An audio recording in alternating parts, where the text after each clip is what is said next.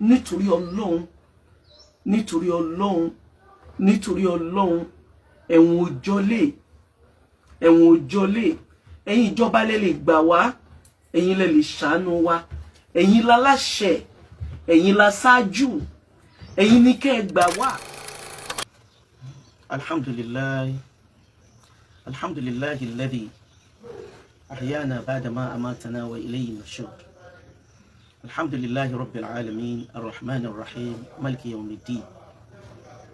اللهم صل وسلم على سيدنا محمد وعلى آله وصحبه وسلم.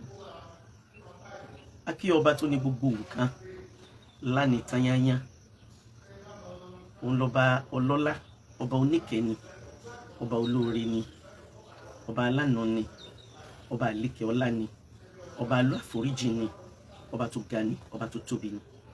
Àlékún ìkẹ́ àti ìgẹ̀ Ọlọ́run kó jọ kó bá ṣe fún Ànábì Muhammad sallallahu alaihi wasallam. Ànábì tó jẹ́ pé ní rahmatan lil alamin. Lẹ́yìn náà la káwọn ẹni ire tí wọ́n ti kọjá, tí wọ́n ti lura náà, tí wọ́n ti padà, Ọlọ́run kó jọ kó bá san lékún ìkẹ́ wọn. Lẹ́yìn ìgbà yẹn, òun náà la kí gbogbo àfáàrí ní gbogbo ibikíbi.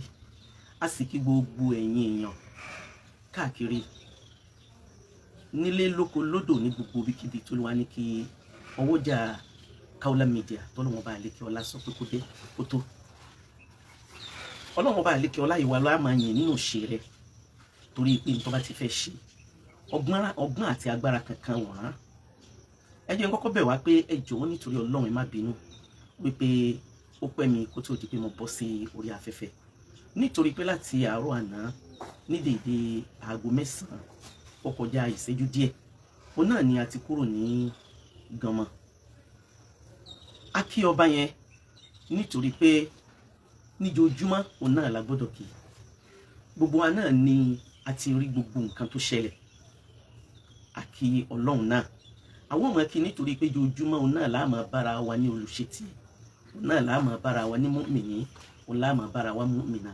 A ti dé o láti òkè Kúrà walillahi alhamd.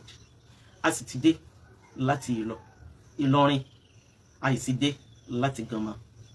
Ọlọ́run òun lọ́ba tí pé gbogbo nkíhun tó bá ti fẹ́ ṣe fẹ́rú bí ẹrú ti wulẹ̀ kó gbọ́n tó bá pé nǹkan bá ti wà nínú kádàrá Ọlọ́run yóò ṣẹ nínú iṣẹ́ ẹrú. Àwọn oníyè àmúnigbò nítorí pé àwọn kẹlímọ́ọ̀tì kan bẹ tó jẹ́ pé ó ní ìdí kí mọ́ dání. Bọ́rọ̀ yẹn ṣe ní agbára tó níjọ́ náà ní àárín ìlú, òun náà ni wọ́n ti máa sọ pàlàjà. Má jẹ́ kí àmì òun kankan ó di dáadáa rẹ lọ́wọ́ ẹ̀, má jẹ́ ó affect ìkọ̀rọ̀ rẹ ní dáadáa, má jẹ́ ó affect ní tó ń ṣe fún gbogbo ẹnikẹ́ni ní dáadáa ní gbangba. Má dúró kó má wẹ̀ fábit, iṣẹ́ Ọlọ́run nìyẹn. Ẹ máa wọ Ọlọ́run níjọ́ yẹn bí Ọlọ́run ṣe kádàrá pé ká jí ní alẹ́ mọ́júmọ́ ọjọ́ náà.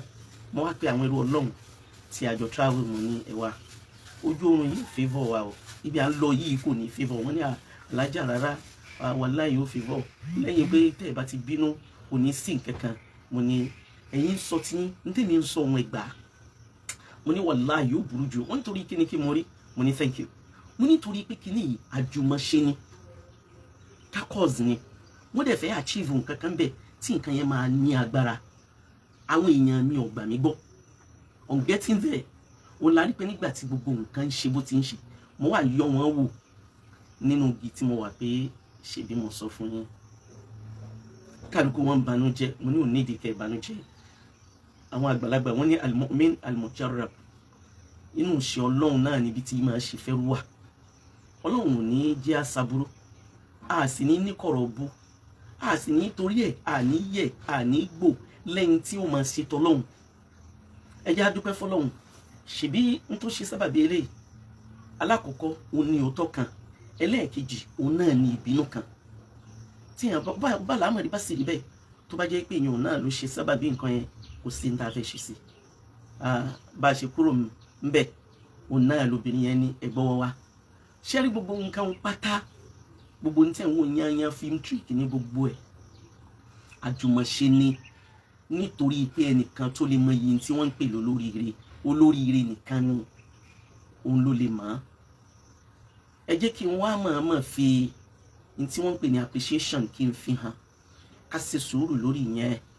Adúpẹ́ fọ́lọ́run tó fi ìṣọ́ rẹ̀ ṣọ́ wa, adúpẹ́ tí mùsíbà ò ṣe wa, wọ́n wá gbé wa ò fúnra ara wa, òun náà la travel alhamdulillah.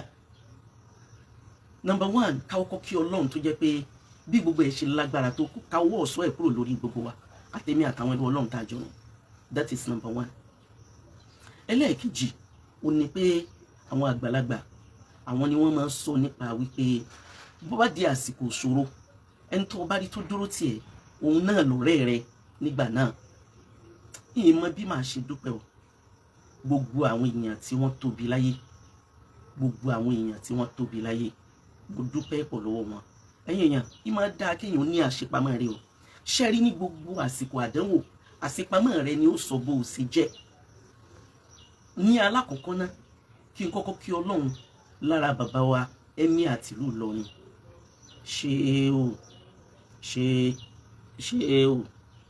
ṣe o wallahu ya'simuka minan nas la takhafu darakan wala takhsha wala hawla wala quwwata illa billah. Látorí wọn títí dórí gbogbo àwọn èèyàn yéèyàn nílùú Ìlọrin, látorí gbogbo àfáà tí ń bẹ níbẹ̀, àwọn ọlọ́lá tí ń bẹ níbẹ̀, àwọn onípò tí ń bẹ níbẹ̀, àwọn aláṣẹ tí ń bẹ níbẹ̀. Èrò yẹn pọ̀ tí wọ́n jẹ́ alánú, tí wọ́n jẹ́ olóríire, tí wọ́n mọ iyì tí jóríire. Ìyìn pé ẹbí mi kankan, ìyìn pé ẹnì kankan, mo ṣàdúró náà ni. Ṣùgbọ́n alhamdulillahi rabbil alamin. Ọlọ́run ò ní ṣe mí lálábùrú bí mo ṣe lò lọ títí tí ní ìpadà sọ́dọ̀ Ọlọ́run. Ṣùgbọ́n kò gbọdọ̀ strange sí yín nínú ń ta akọ mọ́ gíga òun làdánwò wà, nínú ń ta akọ mọ́ oríire òun làdánwò wà, nínú ń ta akọ mọ́ wípé èèyàn jẹ́ ẹni Ọlọ́run ní kó lapa láyé òun náà ní kóńtì ó máa rí ní tẹ̀mí ẹ̀kọ́. A gbọdọ̀ fẹ́rù rẹ̀ jù kò sírú bí èèyàn ṣe lè jẹ́ tí ó sọ pé òun á fẹ́ fẹ́rù tí mo sọ yẹn òun fẹ́ fẹ́ kù. Alhamdulillahi rabbil alamin. Tí mo bá ní kí n máa kà á ṣé mo lè mọ iye wọn ṣá, ṣé mo mọ bí wọ́n ṣe tó, ṣé nílé ni àbí lájò. Ṣùgbọ́n àwọn kan bẹ tẹ́ pé àdúrótì tó fojú hàn ní kọ̀rọ̀ àti ní gbangba tí wọ́n sì ṣe gbogbo ohun tí wọ́n pè ní gbìyànjú nínú ayé, tí wọ́n dúró lórí pé kàfílà pẹ̀lú ògo Ọlọ́run aburú kan ò ní ṣe. Ọlọ́run mo kí ọ ní o, mo wá fò ní dúpẹ́ kí n sì fi sọ fún gbogbo ẹ̀yin èèyàn wípé mo ti kúrò ní ibẹ̀ yẹn láti aago 9 kọjá láàárọ̀ àná òun náà ni mo ti kúrò níbẹ̀ yẹn. Alhamdulillah. Bólú wa bá ṣerú àmì wò bẹ́ẹ̀ fẹ́ wú àwọn ẹ̀kọ́ òun lọ́lọ́run fẹ́ fi hàn ẹrú níbẹ̀. Number one ó ní pé wíwọ inú ibẹ̀ yẹn ó jẹ́ kéèyàn mọ bí Olúwa Ọba àlékè ọlá bó ṣe mọ̀ọ́mọ̀ ṣe àwọn tó lọ́wọ́ ní kí wọ́n máa ṣàmójútó níbẹ̀. Alhamdulillahi rabbil alamin. Àti tí wọ́n mójútó akí Ọlọ́run correctional center òun ni wọ́n ń pè bẹ́ẹ̀. Adẹ̀kí ọba tó ní wá ní tí wọ́n ń pè ní Islam olùgbìyànjú dárí òun ni wọ́n ń pè ní akin olùgbìyànjú ọ̀gbọ́dọ̀ sójó. Fadilati Sheikh al-Alim al-Allama Labibullahi Lagbaji wọ́n sọ kẹ́lìmọ̀ kan wọ́n ní kàfílà ajá Saida mo fẹ́ kó ẹ ṣe fíkìrì lórí ọ̀rọ̀ yìí. A dúpẹ́ fọ́lọ́run pé wọ́n mú yín wọbẹ̀ òun èsì jáde. Tó bá jẹ́ wípé inú sàárè ló ta yín bá wọ sẹ́ni ọba wọ sàárè a máa jáde mọ́, mo ní rárá ẹ jẹ́ ká máa dúpẹ́ lọ́wọ́ Ọlọ́run. Mo ní mi yẹ mí ìgbò lẹ́yìn tí ń dúpẹ́. Wọ́n ṣe àdúró ti débi wípé wọ́n sùn wọ́n fàdí síkò yìí mo fi ń kí Ọlọ́run. Mi ìfẹ́ kọ́rọ̀ yín pọ̀, mo kàn fẹ́ kí gbogbo ẹ̀yin ọ̀yàn mọ̀ wípé gbogbo àwọn ọ̀rọ̀ tó ní wọ́n ṣe pẹ̀lú kéèyàn máa manipulation àwọn fabrication àwọn kéèyàn máa rò pé lágbájá kí wọ́n máa ọ̀rọ̀ kì í sọ̀rọ̀. Adájọ́ tí wọ́n wí ni pé Alájà Kaola ẹ lọ ọbẹ̀ yẹn dọ́là ẹmọ ẹjọ́ lọ síbẹ̀ yẹn dọ́là. Alhamdulillah. Kò sí ní tó jẹ mọ́ nǹkan míì tí ọ̀gọ̀ọ̀rọ̀ àwọn ọ̀tá ń sọ, kò sí ní tó jẹ mọ́ níbẹ̀. Ọlọ́run bá lékè ọlá wa láwá bẹ́ẹ̀. Ọlọ́run wọlá pé ìrẹ́ nìkan lọ́ba tí máa ń ṣọ́ ẹrú, ìrẹ́ náà sì lọ́ba tó tóbi ju gbogbo nǹkan kí n lọ. Ọlọ́run wọlá pé ìrẹ́ sì lọ́ba tó dá mi. Ọlọ́run dákun mọ́ fún ọ̀tá láàyè, ṣàánú mi torí pé n tí ń bẹ́lẹ̀ ní ọ̀tá ó burú gan ju gbogbo ntẹ́yìn wò lọ, ó jìnnà ó burú gan. Ṣùgbọ́n ní gbogbo ìgbà la máa kí Ọlọ́run adẹ̀ ń bẹ̀ yí pé kó dákun kó jọ kó mọ̀ fún mùnáfìkí láàyè, kó mọ̀ falábòsí láàyè, Ọlọ́run mọ̀ fún kẹ́ni mọ́ni láàyè. Olúwa wọlá pé ọ̀dá mi ó ṣe mí lẹ́ni rẹ̀, ọ̀dá mi ó ṣe mí ní mùmínà, ọ̀dá mi ó mọ̀ọ́mọ̀ fún mi ní istiqama. Ọlọ́run mọ̀ gbà fọ́ta lórí mi o.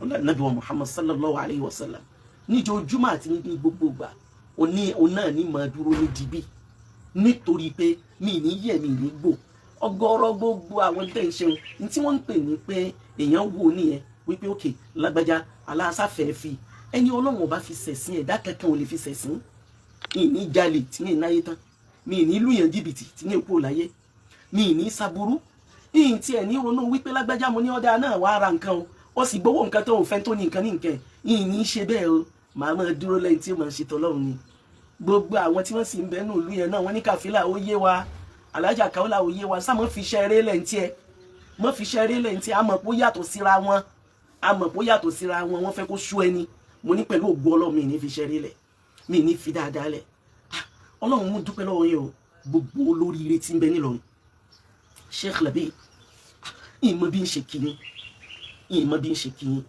ìgbà tí mo kúrò ní ibẹ̀ yẹn tán mo lọ síbi tí mo ti lọ relax wọn lájà ẹ̀mí ìbòsójú ọ̀nà ẹ lọ relax náà mo á lọ síbi mo ti lọ relax mo á ń sinmi títí àwọn bàbá olóríire fúnra ara wọn òun náà ni wọ́n lọ ṣètò láti bá mi wá hòtẹ́ẹ̀lì àti gbogbo àwọn ẹni ire tí wọ́n bẹ̀ẹ̀ walillahi alhamd lẹ́yìn ìgbà tí mo wá sinmi tán òun náà láì ṣe wá bọ̀ wá sílé Ọlọ́run á mọ̀ kí ọ á mọ̀ yẹn ọ gbogbo eléyìí náà ni mo túmọ̀ àmọ̀ fi ń pass message fún gbogbo ẹnikẹ́ni pé gbogbo wa yẹn yẹn mọ̀jà fi ṣe eré lẹ̀ Ọlọ́run ò ní jẹ́ kọ́ta ó borí wa mùnáfíkí ò ní borí wa alábòsí ò ní borí wa kẹ́nìmọ́ni ò ní borí wa Ọlọ́run mo kí ẹ mo ká nàbì mo kí gbogbo ẹni tí jẹ́ ní rí láyé kò sọ̀rọ̀ púpọ̀ kò sí ọ̀rọ̀ púpọ̀ torí kẹ́mi ẹ̀yin olólùfẹ́ kó lè balẹ̀ ni kẹ́mi ẹ̀yin olólùfẹ́ kó lè balẹ̀ ni kẹ́mi ẹ̀yin olólùfẹ́ ó lè balẹ̀ ni kò sẹ́nikẹ́ni tó tiẹ̀ sọ ọjọ́ kejì wọn sọ ọjọ́ tó yàtọ̀ sí between Monday and Tuesday ká tó sọ pé orin tí gbogbo ayé ń kọ yẹn